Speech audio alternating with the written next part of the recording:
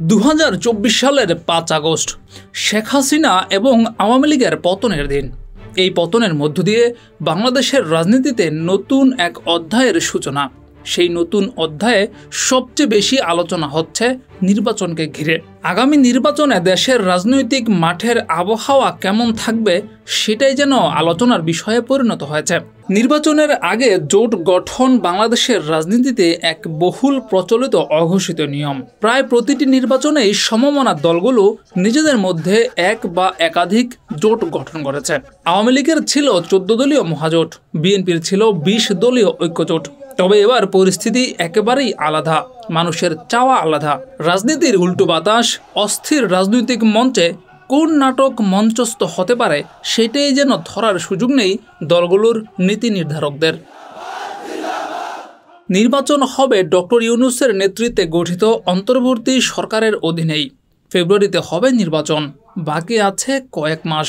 স্বাভাবিকভাবেই এখন সবচেয়ে বেশি আলোচনার বিষয়ে পরিণত হয়েছে জোটের বিষয়টি।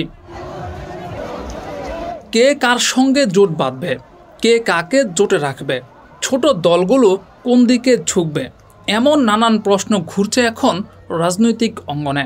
বিএনপি জানিয়েছে ফ্যাসিবাদ বিরোধী আন্দোলনে সম্পৃক্ত দলগুলোকে নিয়ে জোট করবে তারা। আওয়ামী লীগের সঙ্গে যারা জোটে ছিল তাদের অবস্থাও নাজেহাল, বিশেষ করে জাতীয় পার্টি। আওয়ামী লীগের দোসর হিসেবে যাদের নিষিদ্ধ করার দাবিও তোলা হচ্ছে, তারা কোথায় যাবে? কারণ ফ্যাসিবাদের সহযোগীদের সঙ্গে জোট করে নিশ্চিতভাবেই কোনো দল নিজেদের ক্ষতি করতে চাইবে না।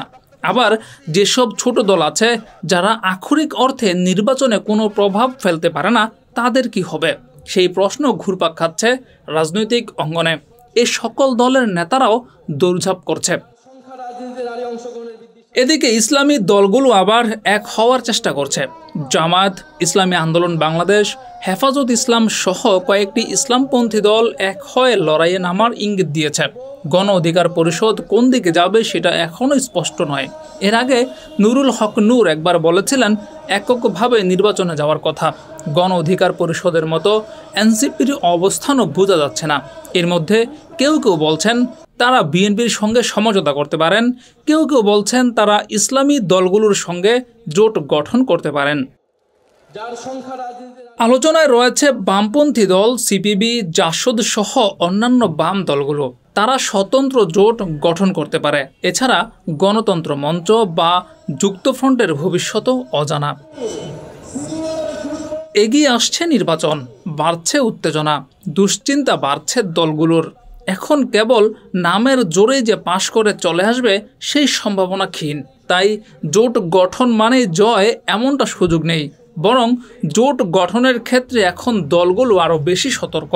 কারণ কারা ফ্যাসিবাদের সহযোগীদের দলে টানবে, কে কাকে যোগ্য মনে করবে, কার সঙ্গে জোট গঠন করবে, এগুলো সবই ফলাফল নির্ধারণে গুরুত্বপূর্ণ ভূমিকা পালন করতে পারে। ডেস্ক রিপোর্ট, যুগের চিন্তা।